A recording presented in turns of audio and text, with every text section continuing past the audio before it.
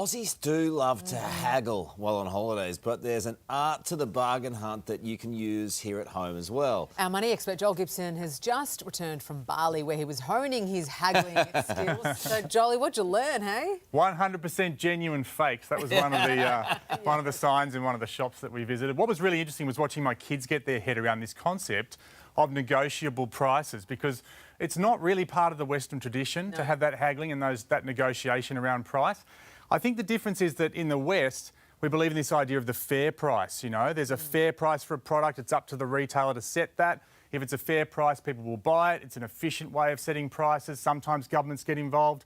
The Eastern tradition's a bit different. It's an agreed price between buyer and seller. It's a social exercise and it's set by negotiation. So it's a big difference. And I think as Westerners often, we have trouble getting our head around it. It's funny though when you go to Bali because you don't know at first. You're paying stuff, you know, and a set amount for what you think is a good price, and then after a couple of days you become an ex. Well, I'm not paying anything like that, and you walk up the street and they yell out. So haggling is actually more common in Australia than we realise, though.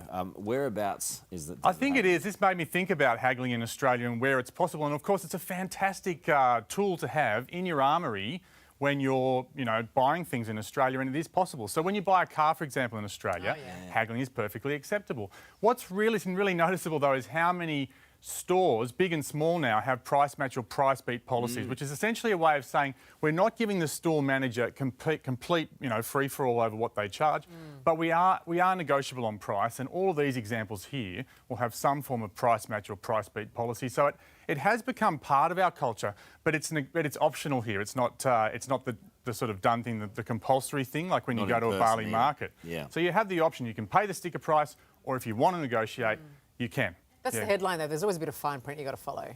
There is, and the fine print on those price match, price beat policies is really interesting. You do need to look at it. I had a look at it. Choice has had a look at it as well. Here are some of the things we noticed. Only 4 competitors, for example, listed in the Retrovision price match policy. Bing Lee excludes 6 major brands. Harvey Norman says leading retailers, but they don't define that, so it's up to the store manager whether the competitor is a leading retailer, so on and so forth. Dan Murphy's, the competitor has to be within 10 kilometres. So there are all sorts of exclusions and things in the fine print. And so you need to know exactly what they're offering before you go up there and say, hey, can you match this price? Otherwise they might say, get lost, that's in another state. But you do need to know that. Did you get your hair braided in Bali? I didn't. Can you tell? Oh, yeah, just a little rat tail at the back there. I love it. Good on you, mate. Thanks.